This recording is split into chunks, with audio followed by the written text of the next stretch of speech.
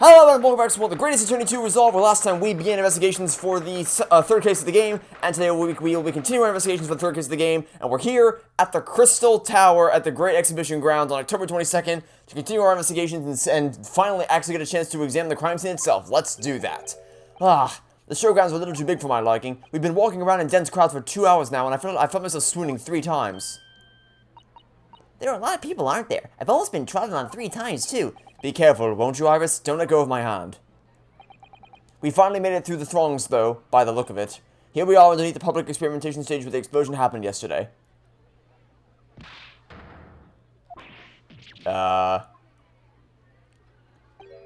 What's that? I can hear voices from up on the stage. Sounds like an argument. Do you know the voices?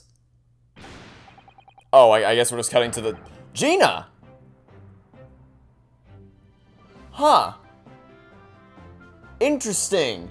Also, okay, let me run you through the order of thoughts that ran through my head right now. Okay, so I had 3 distinct thoughts. Thought 1 was, hey, it's Gina! Gina's awesome! Thought 2 was, oh no, that means I have to do her voice again. No. And then thought 3 was, wait a minute. Shouldn't you... Oh, I thought last time we saw you were in prison. Alright then. Okie dokie. Okay. Right, I've had it with you this time. I'm warning you, I'll arrest you in a minute. Here we go. If I had known that you were going to be this big of a character in the plot, no way in hell I would have ever given you the voice that I gave you. Oh yeah? Come on, Miss Victor, give it a shot. You ain't got no evidence, and you know it. Wait, I know those voices. You've got a cheeky little mouth on you, young lady, but a night in the cells teach you some manners. I think she's already learned those because she spent, presumably months in a cell, but okay. Whatever you say, Gregson. This is the camera angle. Yoo-hoo! Gregsy, what are you doing up there? Mouthing off Gina.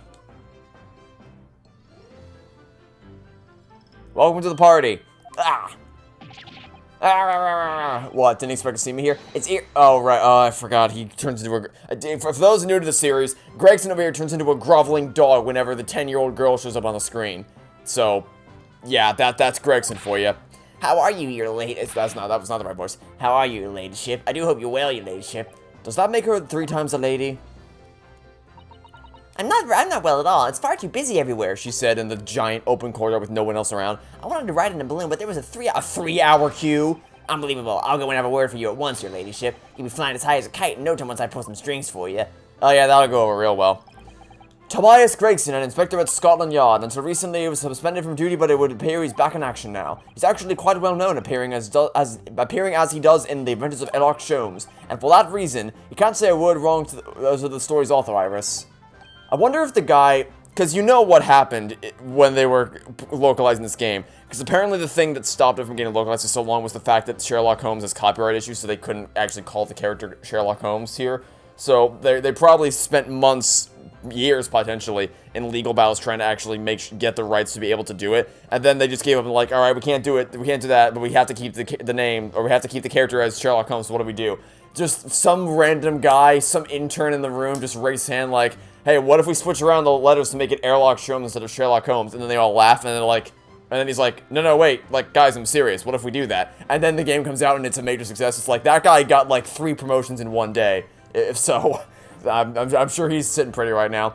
Because it's such a simple thing, but it worked wonders, and it instantly made him an endearing character. Well, not an endearing character, but it's a character whose name it sticks in your head instantly. So it was a really, really smart choice. But there are limits, surely, or there should be. What's it, sunshine? Sorry. What gives then? Don't tell me you're on this case. Yes, I'm acting for the defense. After all, there are no other lawyers in this country, so it may as well be me. So we're here to investigate. Dear me, that's the situation, is it? Is it really that troubling? Gina? Gina! Welcome back to the party. I've got some questions for you, though. I've got several questions. You're a lawyer, ain't you? That was not the right voice. You're a lawyer, ain't you? You could stand to carry a bit more copper around in your pockets, Mr. Naruto. Well, hey, that's my last bit of spending money, that is. You can have it back, but I'll have to charge you for all the bother. 3 bob. This is Gina Lestrade, a pickpocket or diver, born and bred in the East End of London. In the case that led to my own suspension 6 months ago. My irrelevant suspension 6 months ago. This is the young girl I was defending in court. What's your problem, eh, Otto? Diver? Pickpocket? What's with all the name calling? You want a bag of chips right now and you throw it in all, do you? Hey, remember 6 months ago when I saved your life? Yeah, that was fun. You seem very, very abrasive considering the circumstances. I thought you were proud to be a diver, Gina. You were just arguing with Inspector Gregson about it, weren't you? I assumed you'd been up to your usual tricks here at the showground. Which you think she wouldn't be, given the fact that she just got done spending time in prison, but okay. I ain't no way to talk to a lady, Otto. I'll be here a long time. People can change. I'm an apprentice now. Learn to be a Scotland Yard detective. So you don't have to call me what everyone else does. It's Inspector Lestrade now. Aren't you, like, 16? Just to make sure... Oh, I guess her profile's not been added to the court record yet. Okay. I thought she was 16, so... Interesting. Inspector, that badge is homemade, surely. The Inspector part isn't entirely accurate. No one calls her that. For what it's worth, anyway. Investigating is off the cards for all of us. What's that supposed to mean? Right, well, I'll be back up top. You can't just leave us off. You can't just say something like investigating is off the cards for all of us, and then when wait a minute, shouldn't he answer? Because remember, he's at the beck and call of Iris. He kowtows to her every demand. You think he'd be jumping at the bit or chomping at the bit to answer her question, but I guess not. Right, sir. Oh god, I am not looking forward to doing her voice. I am so not looking forward to doing her voice. This raises a lot of questions. Oh, you don't say, buddy. You don't say, pal. Where to begin? It was 8 months ago now that I first encountered Gina in a connection with a case I was working on. At the time, she was living in the East End with a group of other orphans. She helped all of them survive by pickpocketing, but then she got embroiled in a murder. I had a lot of time to think in prison. I realized I couldn't go on like I was. The diving weren't working out. Oh, I'm so pleased to hear it, Ginny. Well done. So, you went from being a pickpocket to a detective? How did that happen? You got it. Good, didn't it? Inspector Lestrade. Sounds like something out of a book, eh? Talk about a sea change. And then there's Irish old man to think about. Iris's father, you mean? Yeah, I promised her, didn't I? I said I'd get all the police force around the world to pull out all stuff looking for him. I got some bad news for you, buddy. There's a small promise then, nothing serious. Oh, Ginny, you're so sweet. You know, we're gonna have to break the news to her at some point. The sooner you rip this band-aid off, the better. So anyway, that's all I've come... how come I go at the test for Scotland Yard? Only trouble is, I don't read so well, do I? Just a small problem, nothing serious. And that's when early approached Gregson and asked for help. So the inspector said he'd take full responsibility for Ginny and made her sort of an apprentice. That was a very magnanimous of Inspector Gregson, and brave. Well, at the request of Iris, I don't think there's anything in the world he wouldn't do. Well, you know, Early, he enjoys finding ways to make people do what he wants. The great detective likes digging for dirt, in other words. So, long and short of it is, if you've got questions about the case, you can ask Inspector Lestrade. Okay, I'm down for this. I am perfectly down for Gregson never showing up again and Gina being the permanent investigator. That's fine by me. Honestly, it makes... like, if she had just... Because if the timeline was she goes to prison, gets out of prison, and immediately signs up to become an investigator and is approved, especially as a 16-year-old, I'd be like, maybe not. But the backstory being that, obviously, Airlock Sholmes is just... has an unlimited supply of blackmail on people. He's like, hey, Gregson, do me a solid and make her your apprentice, shall we? And then that happens, so that, you know, that seems to follow. I approve. I approve of this plotline. Actually, there's still a big mystery surrounding Gina, isn't there? Ooh, what, Bruno? What? Well, 6 months ago, Gina was the defendant in a trial prosecuted by the Reaper. A trial in which he was found not guilty, and yet here she is still. Yeah, almost like that myth is a whole bunch of baloney or something crazy like that. Come on, you don't still know about that, are you? The Legend of the Reaper or whatever it's called. God, you don't have to worry, Aldo. If I didn't have worry, there probably wouldn't be a whole lot of you left. It's like I told you before, isn't it?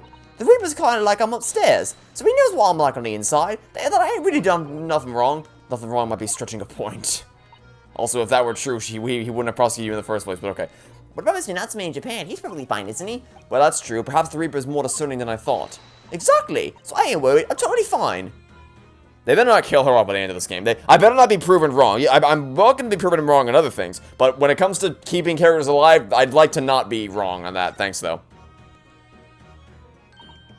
Cool, it was out of this world it was. The brainy bloke put a bunch of levers on his machine and suddenly it started billowing smoke. Then it just went pop. Sorry? You mean you saw it, Ginny, with your own eyes?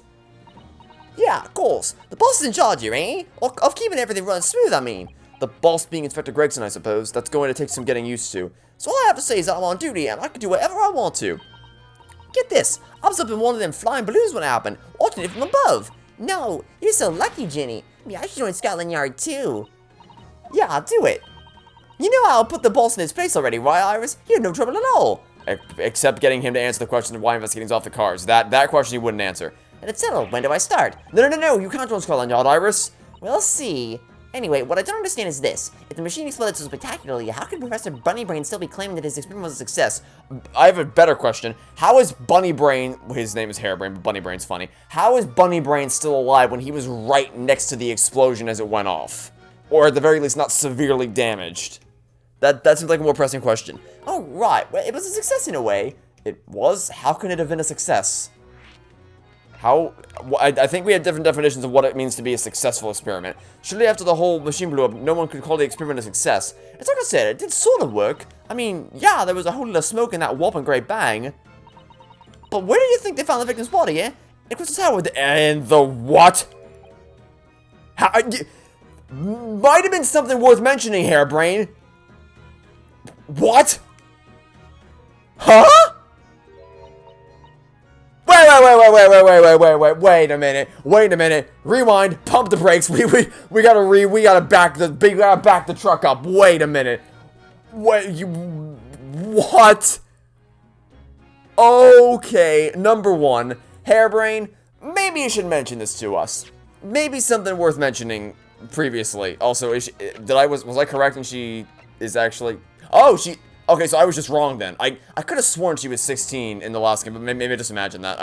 Okay, never mind. In that case, I take it all back. I'm sure someone in the comments wrote about how she's actually 18. I could have sworn she was 16, but maybe that might have just been me misremembering it. That's fine. Okay, so she's 18. Okay, in that case, yeah, she's an adult. That makes perfect sense. I mean, to be clear, I still said it would have made sense if she were still 16 because of the backstory involving Airlock Sholmes getting her in good relationship with Gregson so that he would have been more willing to accept her as an apprentice. But it makes even more sense now that I know that she's actually 18. I could have sworn. Like, wasn't that the whole thing, was that she was still a kid? I could have sworn she was still a kid in the whatever. Anyway, more pressing issue. Teleporting bodies? How about no? How about no? Oh boy.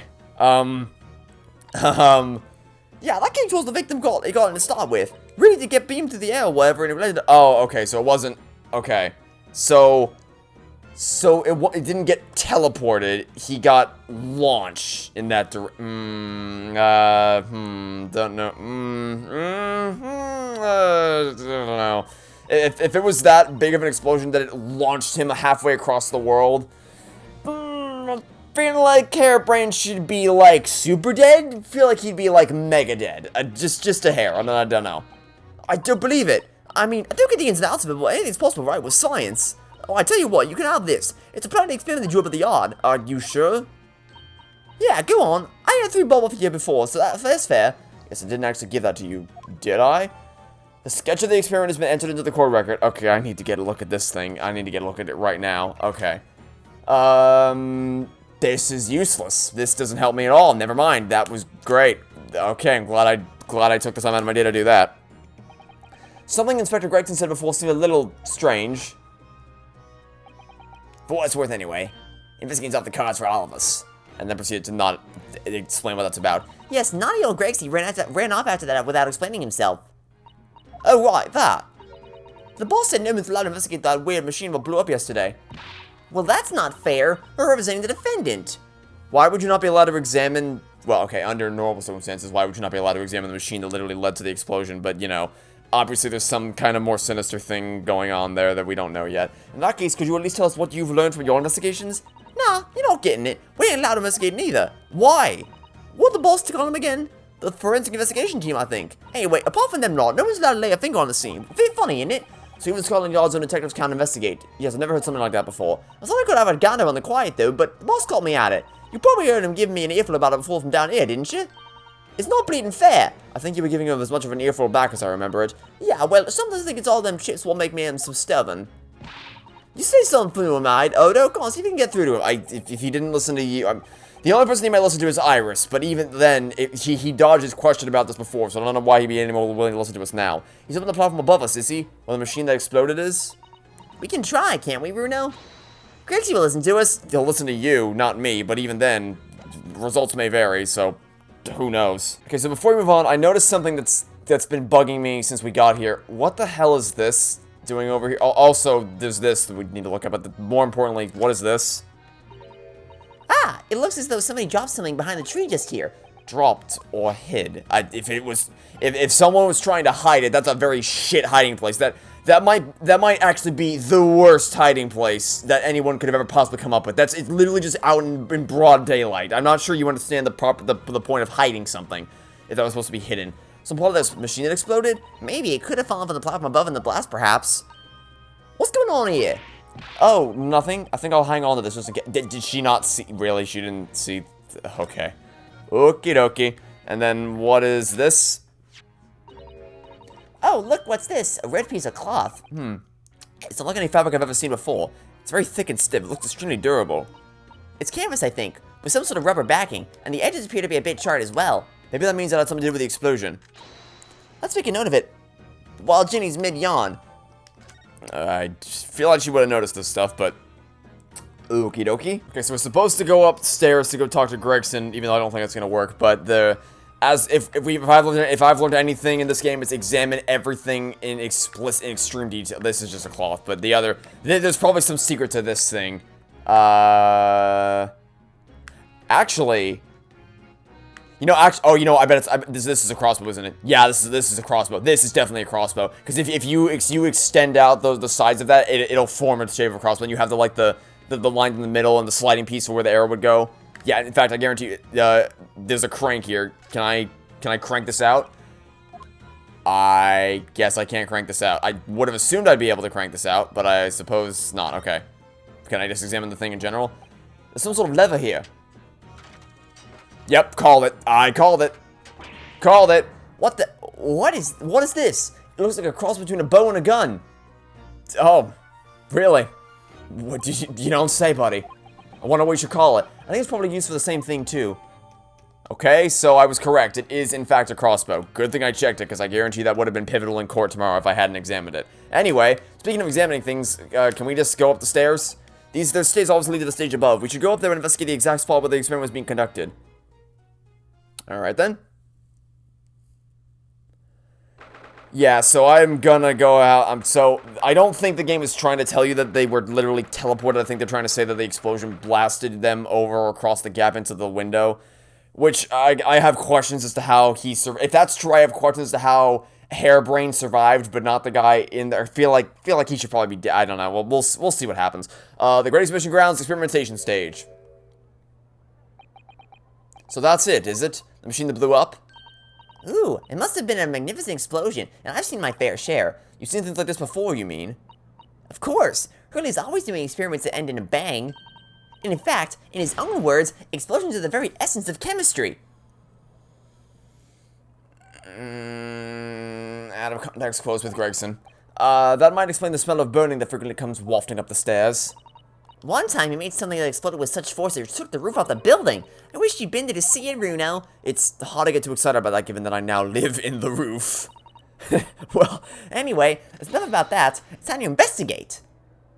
Is Gregson not... Okay, I was about to say, I didn't see Gregson, but there he is. Oh look, Inspector Gregson is over there. He seems to be deep in thought about something, whilst eyeing up the machine carefully.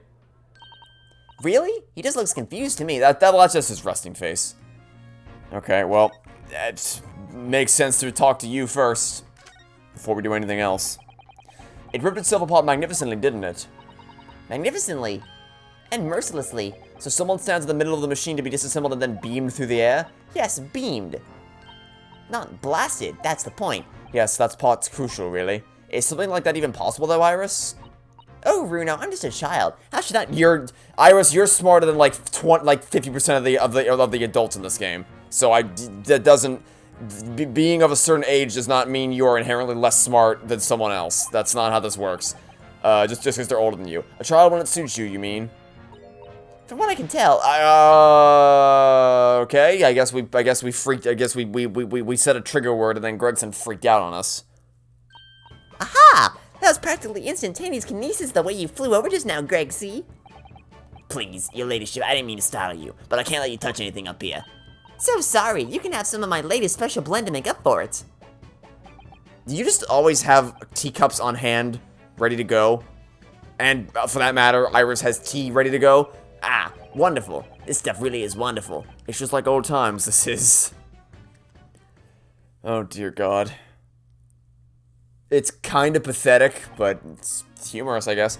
We're representing Professor Harebrain in court tomorrow, Inspector, so we should be allowed to examine the scene.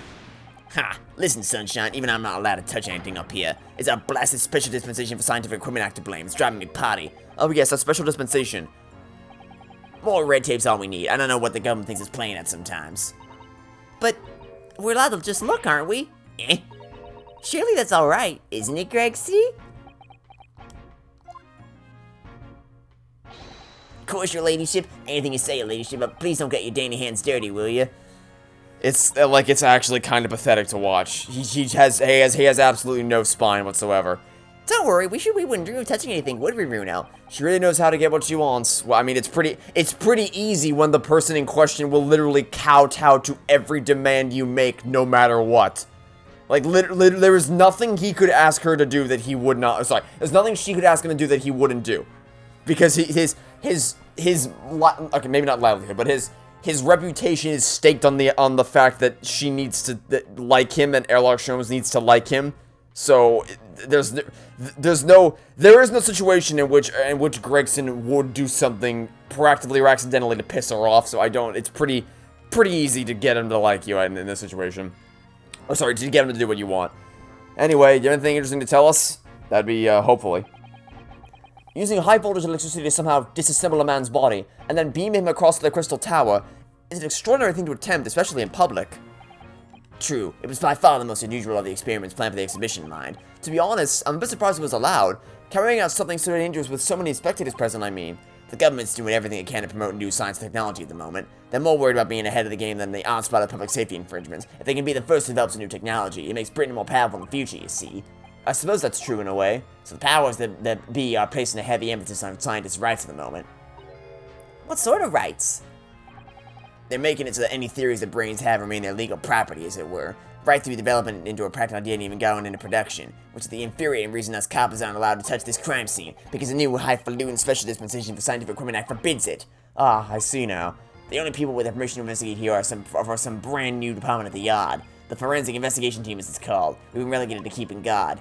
The Forensic Investigation Team? Any old fool can see that this heap of scrap metal was a sham to begin with, but just because it says scientific equipment on the paper, we can't do a flaming thing with it. I mean, if he has the calculations to prove it, then it's obviously not a sham. Poor Greg C. We left the shams behind in the last case with Shakespeare. We don't need to return to him ever again. He's very head up, isn't he? I suppose. Remind me again, what's this new legal act that means we're not allowed to touch the scene here? He just told you. Are you having me at it, Sunshine? It's a special disposition for scientific equipment act. He literally just told you that. How did you already forget? Yes. I think Hurley... Reno's new name is Dory. I think Hurley mentioned that recently. With a real twinkle in his eyes, I remember. I'm sure he did, your ladyship. I'm sure he did. Especially for this great exhibition it was. All scientists have to do is present their ideas or inventions to some suits in the civil service. And if it gets rubber stamped, that's a guarantee of rights to maintain the invention's confidentiality. What does that really mean? Think about it. Think of all the world-changing new inventions on display every day at this exhibition. Although a good half of them are a load of cobblers, if you ask me. Put forward by shammers like yourself. Thanks for that. Oh, I love how absurd some of the inventions here are. It's also fun! It might be fun to you, but a member of the force has to be present at every single demonstration. Can you imagine it? Hang science, that's what I say. Yeah, you never want to be caught in a position where you're arguing against science. That's not really a great position for you to be in, my dude. You don't... life advice with me, if you find yourself in a position where you're arguing against science, maybe think back along the route that you traveled to get to that point and figure out, like, no, I made a wrong turn somewhere. I messed up somewhere along the way to get to a point where I'm arguing against science. Not usually a great place to find yourself in, I gotta say. Oh, I don't think so. It sounds like my dream job. You'd soon think otherwise out of spending a day guarding all these shammers, bogus contraptions. But if they're all bogus, how can anyone hope to demonstrate them? That'd be no point. Yeah, well, there is a point, sadly. Sorry? Thanks to another one of our government's bright ideas. If any theory or invention is deemed to show potential, the government hands out a research grant. The scientists get funding? Exactly, and that's why they're all after. All these shamans come from far and wide to clog up Hyde Park. Oh no, they have scientific ideas that might change the future, and they want to get recognized for it. What a terrible thing. Oh no, oh no. Oh no, what a crime. And who has to keep them all safe, eh? Who has to smile politely and welcome them? Us coppers, that's who. So you can see why I say it now, can't you? Hang science, hang... No, I can't. Actually, I'm not on your side even a little bit. Oh, maybe I can see your point. No, I can't. I don't even see it a little bit. Nope. I don't see how your point is any merit whatsoever. Nice try, though. Solid 3 to 10 attempt. Apparently, Professor Hairbrain lives in Woksing, Germany now, conducting his research. That's right. Came back to Britain, especially for the Great Exhibition, as I understand it. Probably after one of the government's research grants. Actually, we learned something else about the professor earlier today, about his time in further education. It turns out that he was at university with someone we both know, Lord Van Zeeks. What's that? That's news to me. But if Van Zeeks manages the prosecution, and then as they accuse the professor's fate is sealed, because the Reaper will get him one way or another, which we know is bogus. Blimey, that man's beyond me. I don't know what goes on in that head of his. Talking of Van Zeeks, this morning's paper ran a story of him being attacked. Read that. Oh yes, but Mr. Reaper is completely fine. Nothing to worry about. Yes, right. Glad to hear it. Still the Reaper, huh? How long is that business gonna keep up, I wonder? The mystery, I really don't know why some people still believe in this one. Like, we know for a fact that Gina's still alive and kicking well. Soseki's still alive and kicking well. I don't quite get this mindset from a lot of people in this game. The victim of this case, the inventor, oh, by the way, I've been informed that apparently the actual pun name they're going for, if I can find him, he's an odious man. But I find it much funnier to call him Ass Man. I know it's not. I know there aren't 2 S's there, but come on, it's so close that you may as well. It's like, come on. He was another one of the Reaper's victims, or so I heard. Lord Barrack Von Zeeks is a top-class prosecutor, but even he can't always push the right verdict through. Sometimes justice can't win. Yes, I've heard about jurors being bribed and evidence being falsified. And that's how the notion of the Reaper of the Bailey came about, isn't it? Obviously, Scotland Yard suspected Van Zeeks initially. We all assumed he was taking matters into his own hands if he failed to seal a deal in court, although the man himself denies that charge. Well, we've done a very thorough investigation, and the conclusion we reached is that Lord Van Zeeks is in no way related to the deaths of those people outside the courtroom. There's no question in my mind. I'd steer a reputation on it, I would. But if that's true, then how do you explain it? All those defendants couldn't have just have coincidentally died if nobody killed them. I know that, but I can't explain it. It's a mystery after all, isn't it? That's all point of the Reaper. Professor Hairbrain mentioned something else. He said that at university, Lord Van Zeeks was a totally different person. Easygoing and kind. You what? He said that it was after they both graduated that something happened to change the man. Do you have any idea what it was? No clue. Really? Look, I got my hands full watching over this frustrating crime scene. Why don't you go and make a nuisance of yourselves elsewhere, eh? I mean, no, there's nowhere else for us to... The whole point is supposed to be here checking things out. Right, you done here, Mr. Naruhodo? Sorry? Is it about time you were leaving? Or rather, it is time you were leaving. That lot are here now. That lot? The forensic investigation team. They'll be giving me the heave-ho in a minute, too. Oh dear, poor Gregsy. Here, have another cup of my special blend to cheer you up. You just have an unlimited supply of this shit? I'm starting to think that you may actually have an unlimited supply of this stuff. Ah, that hit the spot. It hits it every time. Well, at least I've seen the scene with my own eyes. It looks like this is as far as we're going to get. This, we accomplished approximately diddly-do here. I've been thinking. Hurley might know something. Really? The Airlock Sholmes might know something? That'd be a new one. About what? About Mr. Reaper. About what happened to Lord Van Zeeks, you mean? Because it sounds like something very significant occurred after he graduated from university. Something that completely changed his life. Maybe, but I have no idea where to find Mr. Sholmes at the moment. He's in the middle of some big case, isn't he? Here, this is what you need. What's this? Some kind of entrance ticket? Madame Tuspels? Is this supposed to mean something to me? You don't know it? It's the most popular attraction in London at the moment. It's very close to Baker Street, actually. We could go now if you like. No, we don't have time for visiting attractions today. We have a big trial. Yeah, well, we also can't investigate the scene of the crime, so what else do you want us to do? We can't do anything else with our time. But that's where Hurley is. What? This popular London attraction? I thought that was implicit in the fact that she was giving us the attraction ticket during this conversation, but okay. How is it that you know where he is? Hurley told me, but he told me to keep it a secret from you, Reno. Well, you failed at that one. Madame Tuspils? I don't see how it could be related to the case we're investigating here, but then stranger things have happened, and when they happen, Mr. Sholmes is usually at the heart of them.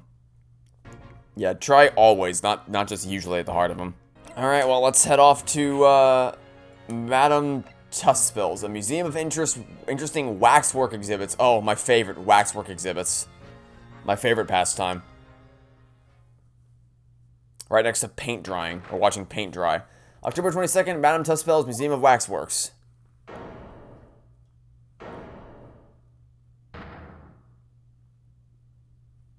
Yeah, so that's just creepy as all hell. What is this place? Look at all these terrifying scenes. But why are all the people so still?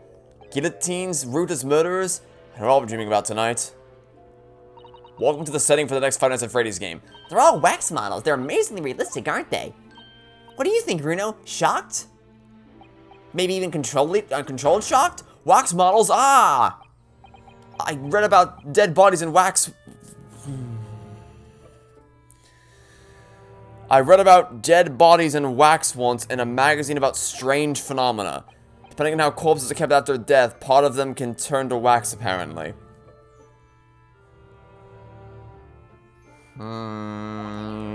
It's called the adipocere. Stop talking about creepy things like that, Bruno. You're scaring me. Do you think there was even a remote reference to the idea of people's souls being reanimated through inanimate? Never mind. What now? I've just remembered something else I read in another magazine about strange phenomena. There was an old lady, maybe a witch, who used to pour molten wax over corpses and put them on display. None of the exhibits in here are real. They're all entirely man-made replicas. They can't be. Do you really expect me to believe that? Just look at them. Oh! There's no way anybody could make models of people that are this realistic.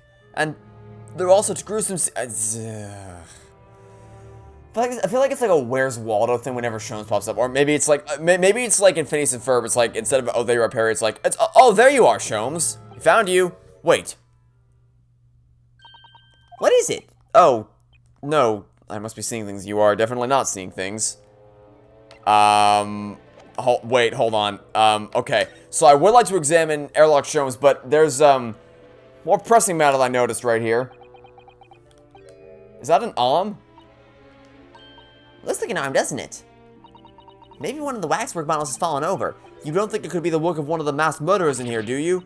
Bruno, stop scaring me. Is it a wax arm or a real one? Also, do you find it interesting that we're dealing with wax models of people that are so realistic that you trick yourself into thinking they're actually real people in a case where we have a body that mysteriously flung from one location to another, almost as if they teleported there? Anyway, objection! Oh, that didn't get us anywhere. Oh, there you are, Sholmes.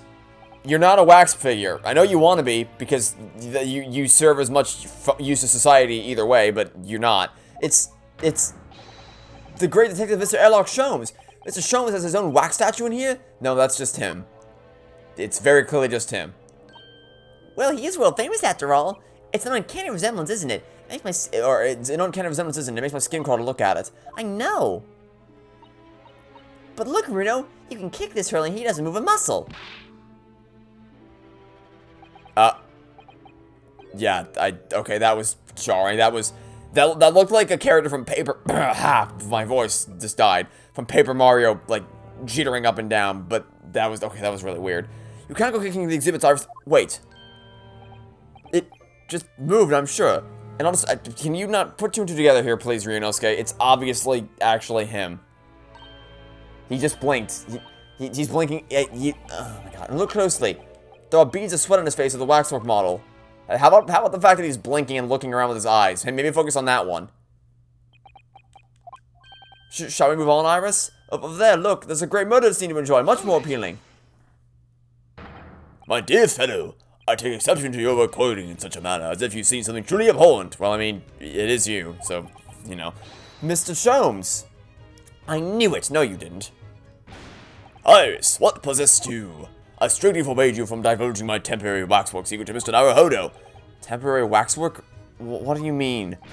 And that kick! Could you not have exercised a little more restraint? You winded me. But Bruno has something he needs to ask you. Ah, a question? And I thought you'd probably be getting bored, too. So here we are. Well, I can't deny that your timing was impeccable. A A mere 2 minutes more being stationary like that, and my great brain upon which all my success has been built. Yeah, okay, buddy. Would have turned to wax. Yeah, and it would have been precisely as powerful as it was previously before it turned to wax. Thank goodness we arrived in time. Indeed, in many ways, the pair of you just saved the world from an unimaginable loss. Oh, Hurley, you do like to talk nonsense, don't you? He could know something, it's true, about Lord Van Zeeks, about what happened in the past to change him. Now that you're here, let's take our time. How can I be of assistance? For you're in luck. I'm suddenly quite taken with the idea of conversing. Lucky me. And if my eyes don't deceive me, I believe something is afoot within the walls of this very museum. A most fascinating case, if I'm not mistaken. Oh joy. Really? Moreover, I have a strong suspicion that it is related to the matter about which you come to me now. But how could it be? We shall speak again presently, my dear fellow, but for now I must return to my work. What? Back to being a temporary waxwork exhibit? What do you do? Okay, okay, so when I was in 6th grade, my gym coach told us a story about how, for Halloween, he dressed up in some kind of, like, I think he dressed up in some kind of night costume thing, and he just stood outside his house the whole night, just moving his hand. Like, he extended his arm and locked his joint, and then moved his arm back towards his head, and then back down to extend his arm out fully. Basically, it's like, so, he extended his arm out fully, bent his arm at the joint to form essentially an L shape, and then straightened it out back to an L, straighten out back to an L, to give the impression of him just waving, but it did it in robotic motions by locking his joint to make it seem like it was just like an animatronic waving. And then every once in a while, whenever someone would come up to get candy, he would scare the ever-living hell out of them by obviously revealing that he actually isn't a robot, and then he was actually a real person. So it was that's what this reminded me of. But this is not Halloween. I mean, it's close to Halloween. It's October 22nd, but it's not Halloween. What are you doing diddling around some wax workshop pretending to be a piece of wax? Why is that a thing that you are doing right now? I gotta say, I'm extremely curious. What is this place? Madame Tuspills came to London from France 3 years ago, I understand. Since she opened this little waxwork museum last year, it's enjoyed great popularity in London. There are museums like this in Japan too, but these displays are something else. I mean, they aren't made from actual real people, are they? The extreme realism of these waxwork models is a particular secret of the Tuspills family, they say. Oh, that's not creepy at all.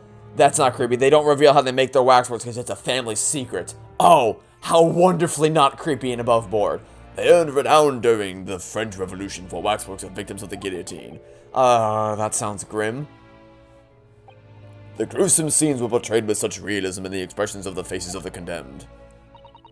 Apparently, the sculptors would make the models directly from the corpses right there at the site of the executions. That really turns my stomach. That's just one of several legends about the Tuspills family. Whether there's any truth to it, I couldn't say. But anyway, this museum houses models of famous people from all over the globe. Nevertheless, the most popular area of the museum by quite some margin is this House of Horrors. House of Horrors?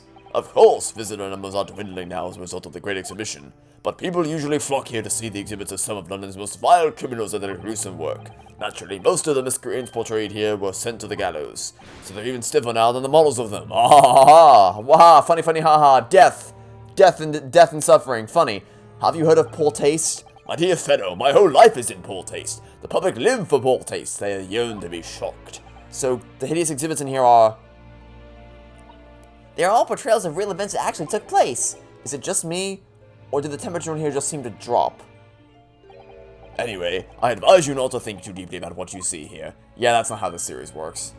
Why are you back to being a waxwork? Why? Who is it? There's nobody else in the damn room. Who are you trying to fool and for what reason? What do you mean by a temporary waxwork, Mr. Sholmes? Exactly what you see. That doesn't help me. I'm part of the exhibits here, catching these criminals in the act. Catching them?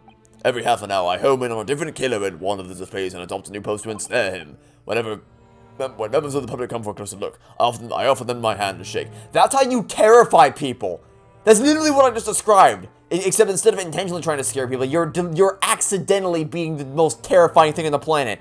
If someone walks into this exhibit and they see all the wax figures and like, oh, what detailed waxes, and one of them comes to life, they're gonna pee their damn pants and probably be starved for the rest of the day. That'd be bloody terrifying if you saw that. What is your... Poor shitting, I'll happily let them take a photograph with us. Why? Does he mean him and the waxwork murderers in here? But why, Mr. Sholmes? My dear fellow, isn't it obvious? For the money. What? He really roared at me there. Very fitting for the House of Horrors. As it stands, I may struggle to pay this month's rent, and I have the ravenous iris to consider. Oh, Hurley, I'm so hungry.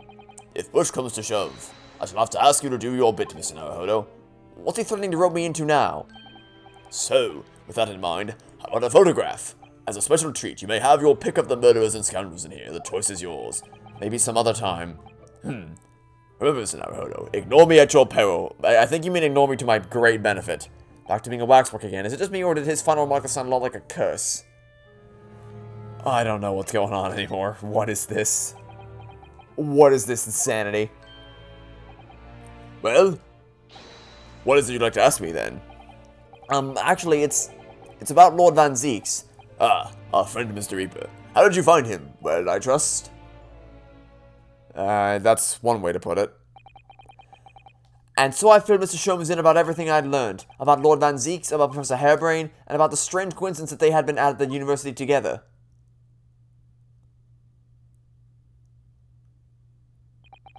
So I'm wondering what it was that happened to make Lord Van Zeeks such a different person.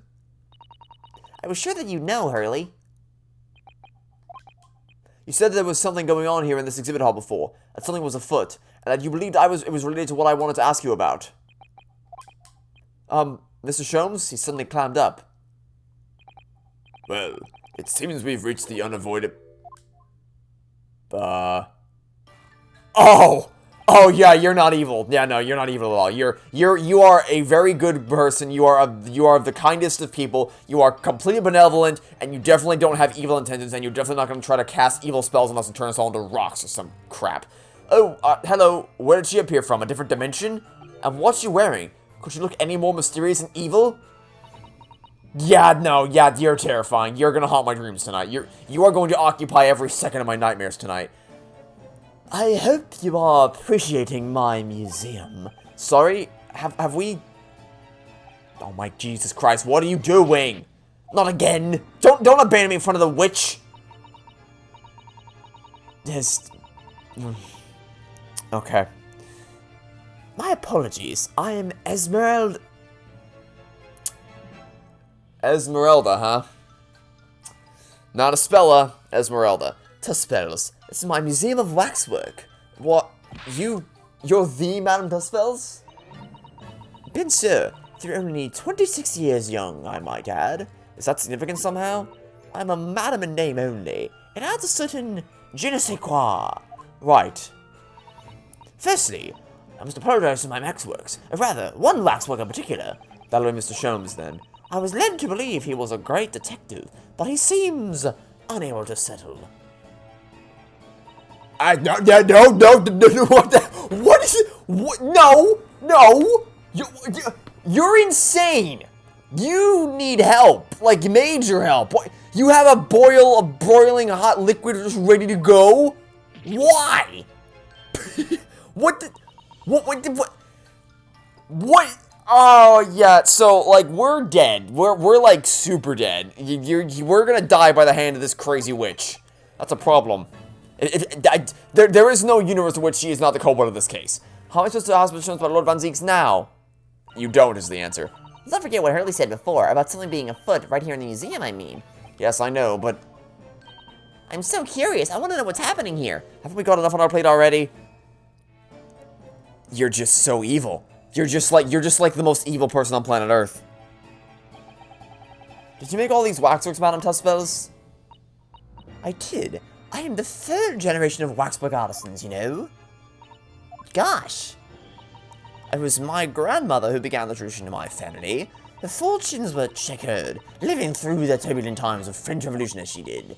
Through that is when she acquired the savoir-faire that leads to the astonishing lifelikeliness. All these waxers really did look as though they're alive. In fact, they look more alive than Hurley. What you see exhibited here represents the most atrocious of London's criminal past. All the waxworks were created in the presence of this real people on which they are modeled, in the hours immediately following their executions. That is the secret to her extraordinary lifelikeness. That sounds terrifying. Yeah, you're, like, actually a horrible person. You're like, genuinely spine-chilling. All walks of life have similar challenges, I'm sure. To carry out on one's trade par excellence, one must go to extraordinary lengths. My exhibits are a reflection of society. I create only that which the public wishes to see. Ugh. Why couldn't the public have wished for something less horrifying? Do not fear. Sorry? This room is the only one in the museum with such a macabre theme. I do hope you'll explore. Stay a while. Maybe join my collection. After all, we may seem to have a pretty full wax stage at the moment, but there's always room for one more. Oh, there are models of famous singers, actors, politicians. Something for every taste. I hope. She says, every taste. Yeah. It was Iris who dragged me straight in here, come to think of it. Sorry, perhaps I should have eased you into things. Yeah, maybe that would have been a good idea. Now, what in the world is going on with Sholmes? What's the situation with that? Ah, my temporary waxwork model. He approached me some days ago, you see, with a business proposal. What sort of proposal? My dear madam, what these sparse exhibits need is the addition of a world-famous great detective. It did not need that. It very much did not need that. Oh, words to that effect? Naturally, I am well aware that Mr. Sholmes is so widely known in London as a talented detective. No, notice she didn't say that he is a talented detective. Just that he's widely known as a talented detective. Important distinction there. It's Great Detective, actually. He's very specific about it. Yes, the cream de la cream. So I was keen to come to some arrangement with him, of course. But sadly, we were unable to agree terms. Let me guess, someone wanted to charge an exorbitant price for his services? For a mere £500, I will dive into your cauldron of wax this very moment. Or words to that effect? Mr. Sholmes might have overdone it slightly with the sailor's pitch. Regrettably, the museum has a shortage of funds at the moment due to unforeseen circumstances. So we came to the common arrangement instead. Surely he doesn't really need to do what he's doing, though, does he? I would think not, but he was very insistent.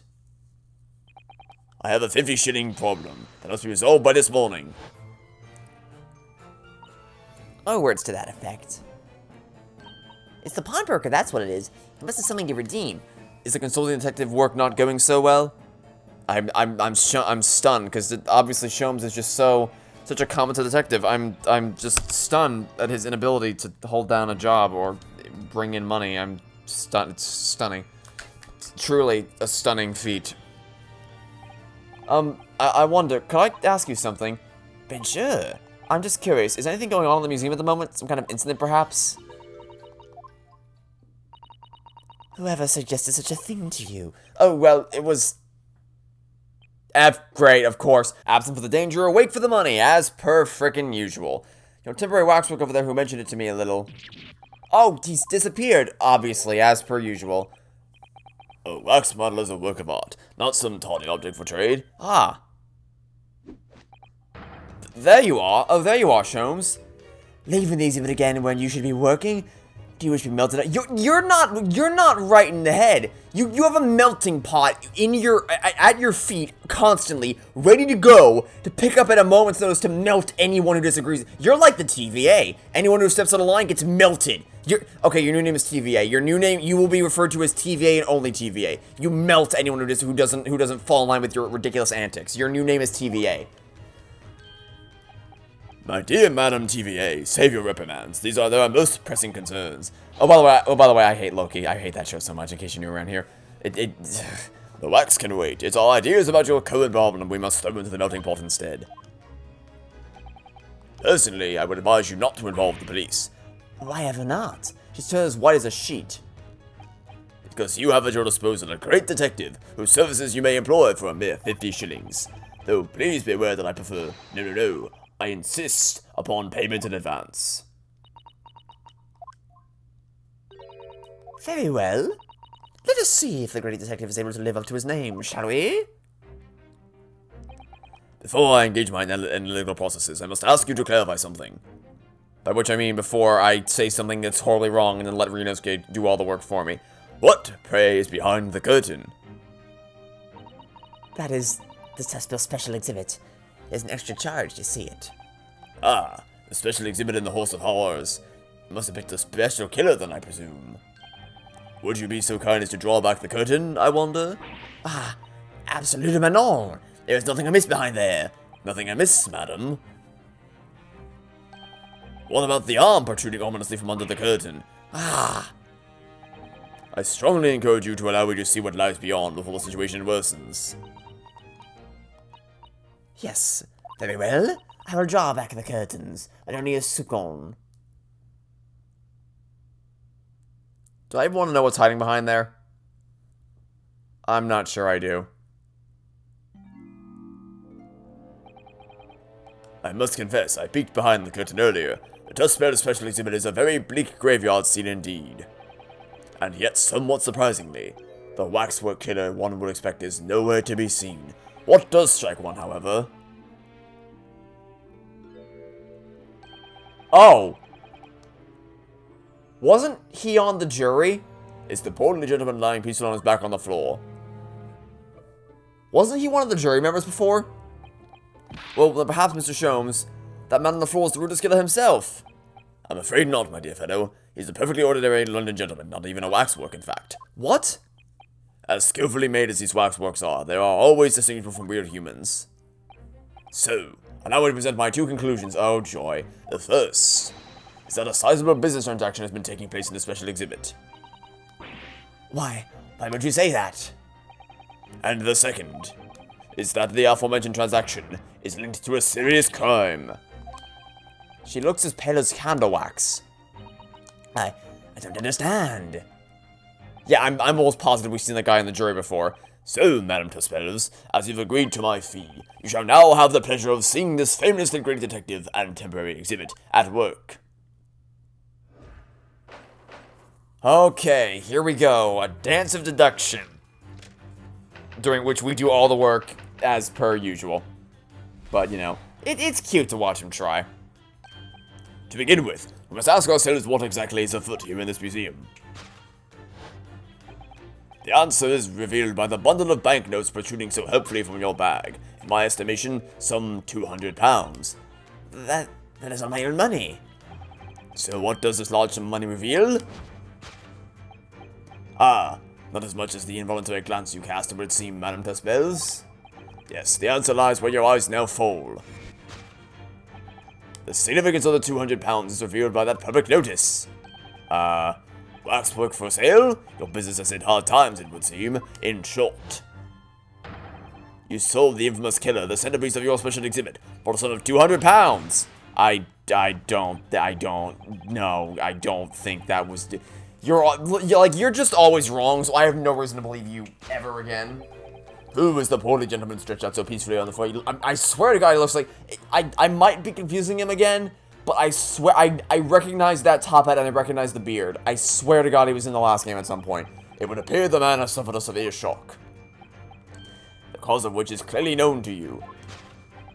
Unfortunately, madam, keeping secrets does not appear to be your forte. What dealt the man such a shocking blow was, of course, £200. What? It would appear that you twisted this gentleman around your little finger most effectively. What are you suggesting? He rashly agreed to purchase the waxwork for the sum of £200.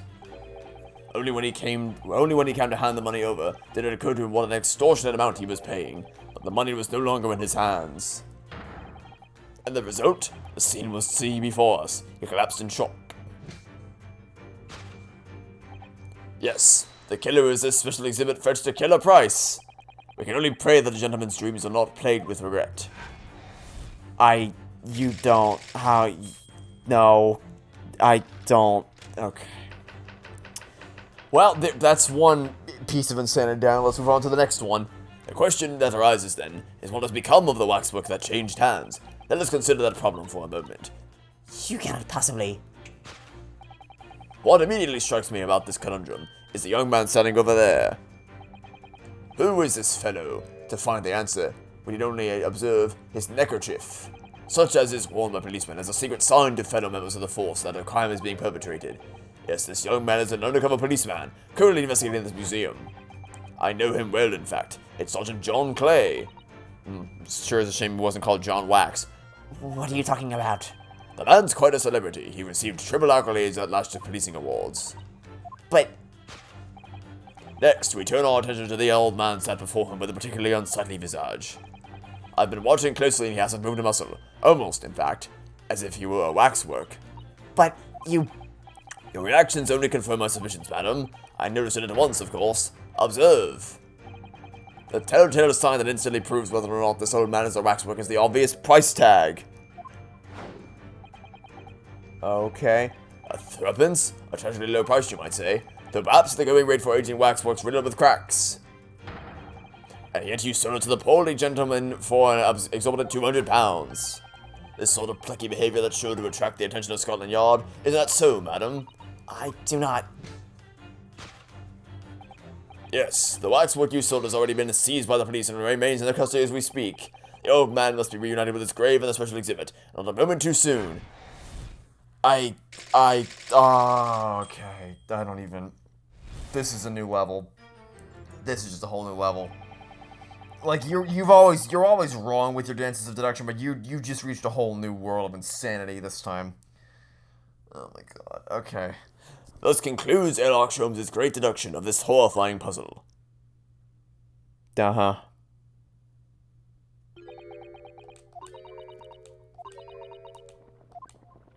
Yeah, everyone disliked that. I see I've stunned you all to silence. Yeah, by sheer stupidity. That's kind of how this works. If I were in this room in real life and I heard you say all that dumb shit, I'd be like, where do I even begin? You have, Hurley, you have. Do it. Get it over with. And you've obviously upset you've obviously upset this young lady in the process. Her collagen looks awfully hot. I think if I could just bring up one point, Mr. Sholmes. Ah, the notorious Navajo 1 point. I'm all ears, my dear fellow. According to your deduction, then the special exhibit featured this old policeman. So, that would mean that he's the particularly ruthless murderer, wouldn't it? That killer policeman, Automole. Sorry? It was a mysterious series of murderers that rattled the capital only last year. The police rushed to the scene every time, only to find the culprit had just disappeared into the ether. And it turned out the culprit was a policeman himself, a senior officer by the name of Ottermole. So you mean that that's who the sinister-looking old man there was supposed to be? Indeed. It is a particularly grim face, is it not? Unforgettable, in fact. Yes, I remember that odious countenance only too well. But is £200 a lot of money for a wax model? It would be enough to afford one of the latest steam carriages, if that puts things in perspective. So quite a lot, then. Is there anything else you wish to add? Before I melt you down? That bubbling wax is looking more and more ominous. The smell of all that molten wax is starting to worry me. Mr. Sholmes did more or less just accuse her to her face, so I think I might have to call on your assistance here, Iris, if that's alright? To make some minor corrections to the great detective's great deductions. Of course it's alright. We'll soon set things straight. Well, let's get started then, shall we? Before Madame Tuspells vents her anger. Just what I was waiting to hear, my dear fellow. So, Madame Tuspells, in accordance with our agreement, you shall now have the pleasure of seeing this famously great detective and temporary exhibit at work. You didn't know, you're not seeing any of that. We're watching you fumble around while I do all the hard work for you. So, nice try. Okay. So, as per usual, we just skip ahead to the part where the game stops me so then I can correct it myself. I'm guessing it has to do with why she got the money, because I don't think it has anything to do with this at all. Yeah, I figured we'd stop here. Just no. She definitely looked in this direction, it's true. But I'm not sure she'd sell any of her waxworks even for £200. Oh? She must pour her heart and soul into making them, don't you think? Over and above the wax. If it were me, I wouldn't sell them for anything. For that much money I would, but it sounds like that makes me a bad person. Well, anyway, I wonder if the £200 could have some other significance. Follow that furtive glance again and see if there's anything else that could explain it. Well, she looked over in this general direction. There's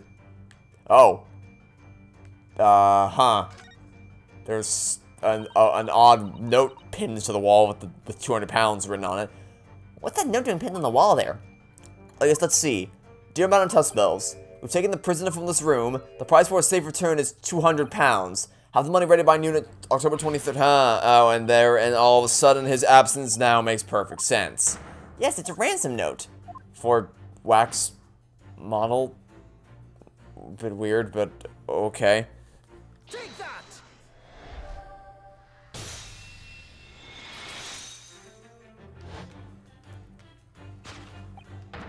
The significance of the 200 pounds is revealed by that ransom note.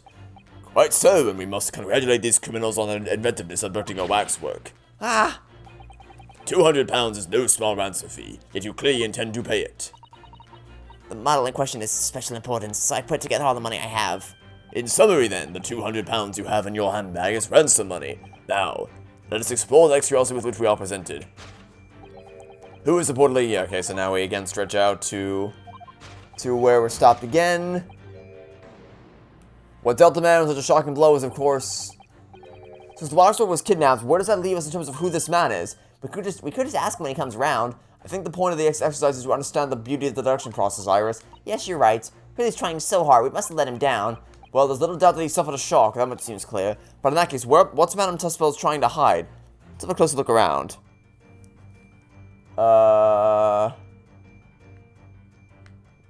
Just hiding some... Oh, that's just creepy.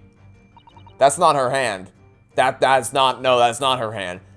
This is just Madame Tussville's right hand, isn't it? Yes, it must be. I can clearly see her left hand after all. Oh, but wait a minute. This is the left hand as well, look. Don't say such creepy things, Iris. And it seems very stiff, too. In fact, it's really hard. You mean it's made of wax? That's not creepy at all. I mean, it makes sense, but that's really creepy.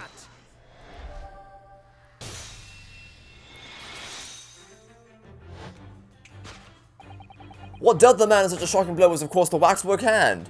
Indeed. With a solid waxwork limb, one could deliver a very substantial blow. How could you... The hand protruding from the bottom of your cape. It ought to be a right hand, but close inspection reveals that it is, in fact, a left hand. And somewhat masculine as well. In other words, it does not belong to you, madam. It is the hand of a waxwork model. But she just looks evil. That's like varying different degrees of creepy as all hell. Jesus Christ. They meddle with the exhibits and cause damage. So you mean that arm? Yes, this gentleman saw fit to try to remove it as a souvenir. A small keepsake. Like taking a whole branch of a cherry tree when you go to view the blossoms. I'm afraid I have to teach the man a lesson. You confronted the man and tried to take the arm back. And the result? The scene we see before us. He was knocked unconscious. A point we may need to revisit later, but for the time being, we have our conclusion. Yes, the killer in the special exhibit has been kidnapped. For some reason.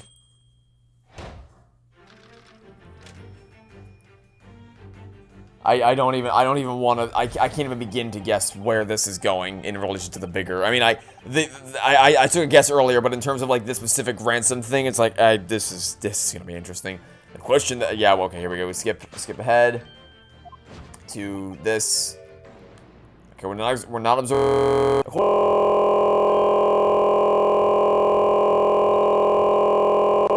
With his colleagues without revealing his identity, yes. It's a secret that's closely guarded by Scotland Yard. That Mr. Sholmes didn't hesitate to give away because he's Sholmes and doesn't think about anything.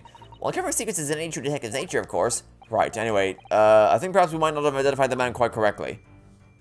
Okay, so what? To find the answer, we need only observe his neckerchief.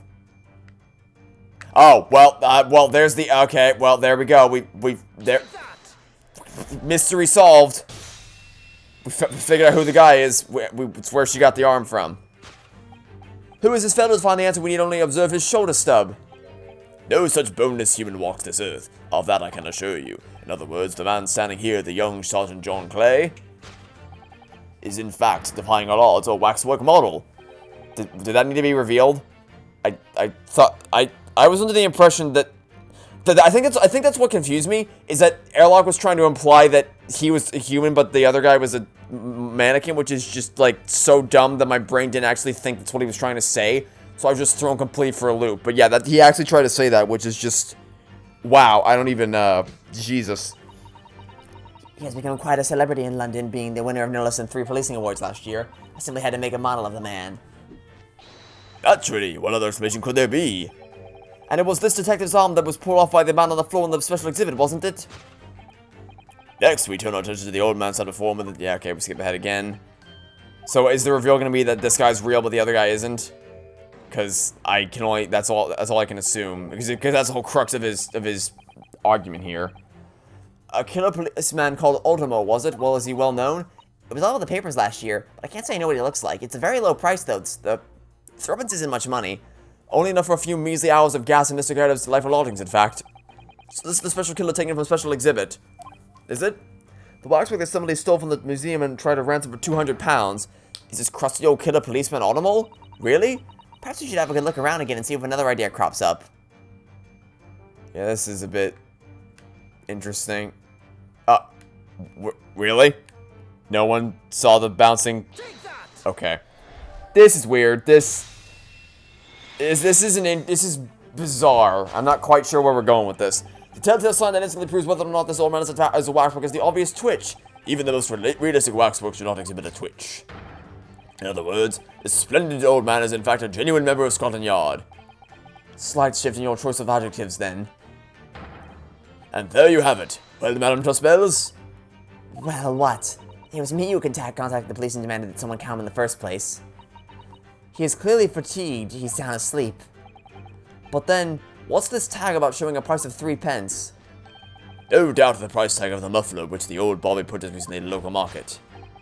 And I presume you've observed the scarf tied around his arm. Does that not strike you, Mr. Naruhodo? Yes, the secret sign used by detectives to show that some criminal activities are currently underway. Of course, because as you know, there has been just such criminal activity happening here, as you deduced from the very beginning, Detective.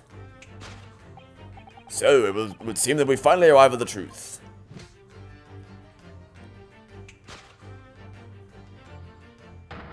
The waxwork of the especially ruthless killer from the special exhibit has been kidnapped. And Scotland Yard are already investigating. But the model's whereabouts remain a mystery. Thus concludes Sherlock Holmes' great deduction of this horrifying puzzle. I mean, that all seemed pretty straightforward. Like, usually Sherlock Holmes, I can't really want to say this, but usually his deductions are, like, just a bit off, but this time they were just totally off the rocker. So I think my brain just didn't process how batshit crazy they were. Like, the answers were just so obvious. I'm like, oh yeah, that's just how that works. Like, it just, I don't know. All sorts of people visit my museum here, men and women, young and old. Sometimes they drop in for just a short time on their way back from the pub. I walk in the mall. But if anyone tries to damage my exhibits, I do not take it lightly. Anyway.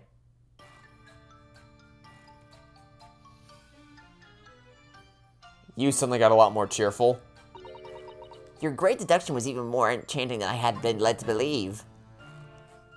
He didn't do jack shit. What do you mean? It was a pleasure. You didn't do jack shit. What do you mean? As for your rough customer, I've no doubt he'll regain consciousness shortly and return home. What concerns me more is the waxwork from the special display, if it was indeed genuinely abducted. Yes, tragically, it was. Then I will ask you to recount to us the events surrounding the stolen waxwork, in as much detail as possible, if you please. Very well, but after I have told you what I know, I must insist that you return to your work. What is his work exactly? I mean, he told us, but it's really silly. Oh, for God's sake. The talents of a great detective could be put to better use, I feel, but as you wish. Okay, so you got some things to tell us. We still have many a question. Tell us more about the stolen waxwork, please. It was some days ago now, when I came in here one morning. I immediately noticed that a waxwork was missing from the special exhibit here. It is your most prominent display, so that's why the curtains were closed. And I found the ransom note in its place. The culprit must have broken in during the night and taken it then. This waxwork that was stolen, it was modeled some horrible criminal, I suppose? Of a particularly horrible criminal, in fact. The killer who left a more profound scar in society than any other, I would say, the Professor. Not a name I've heard of. So, Mr. Naruhodo, it seems the circle is complete. Sorry? The Professor case happened at around the time I was born, didn't it? Indeed it did, Iris. 10 years ago, a series of murders that rocked the capital. 10 years ago? Yes, at exactly the time that Beric von Zieks graduated from university, in fact. Oh, is it now? What? Surely he's not saying... So the big event that changed Mr. Reaver's life? As you've surmised, it was the Professor case. Well, okay, I'd say more right now. I need to know all the details immediately. The professor cake? That is a very vague description here. It was a series of gruesome murders that had all London gripped in terror a decade ago. After 5 victims were killed, the man was arrested and put to death. We're dealing with a case of five dead people in a building with inanimate objects that people can come to. Okay. And now he's immortalized here in wax for all Londoners to admire and enjoy. Though, of course, he happens to be absent at present on account of the abduction. But I don't understand. How is all this related to Lord Van Zeeks? You must first understand, my dear fellow, why it is that the professor earned such infamy. It was due to the victims he chose, some of Whitehall's finest. What do you mean, Hurley? Those murdered by the professor were some of the highest members of the British. If I can do English properly, aristocracy, members of the nobility, even royalty. It sends shockwaves through the country's administration. Members of the wait, of course, what Professor Harebrained said. Lord Van Zeeks is from a family with noble blood. Oh gosh! It was the 5th victim that led to the professor's arrest. The last of the killer's prey was a young noble by the name of Clint Van Zeeks, and suddenly our final piece of the puzzle falls into place. I believe it, Van Zeeks! I'm sure you can piece together the rest for yourself. In the wake of his older brother's murder, the young Beric pursued a career as a prosecutor, and eventually became the Reaper we know today. I had no idea Lord Van Zeeks is just a tragic past. I mean, he is a prosecutor in Ace Attorney game. Oh, wait, never mind. That doesn't apply to Clavier. Lovely. But, you know, it applies to most Ace Attorney prosecutors, so I still stand by what I said. Anyway, well, I'm afraid that's all I can say on the matter, for the time being at least, until the plot requires me to speak more on it. After all, I have work to do. And by work, I mean literally standing still doing sweet bugger all, as a waxwork exhibit. Okay. I still have many questions, but I'm very interested to see where this goes. I'm afraid I shall have to excuse myself as well. Oh, yes, of course. It's been a pleasure. Has it? Huh. Well, none of the predicted scenarios I've been analyzing involved you coming to visit me here. Oh. Never mind, wrong voice. Very much wrong voice. It's been too long, it really has. I'm delighted to see you, Beric. It's been 10 years, and here we are, meeting in a prison of all places. I can't forgive myself for what happened to Mr. Assman. I just can't. I still can't believe it could happen. Tomorrow the court will decide. Yes, I have a young Eastern man acting for my defense. Seems reliable enough. It was an accident, a terrible accident. He assures me he can prove it. I must warn you. Oh, I know. I've heard already. You're going to be prosecuting me, aren't you? Yes. Since I returned to England, I've heard lots of stories. Beric, are you really... What? Never mind. I know that you have my best interest at heart. My friend is on trial. I wouldn't entrust it to anybody else. Of course, I fully understand. Thank you, Beric. Until tomorrow, then. I'll see you in court. Okay. Is that gonna be our to be continued screen? Okay. So, oh, wait. Music.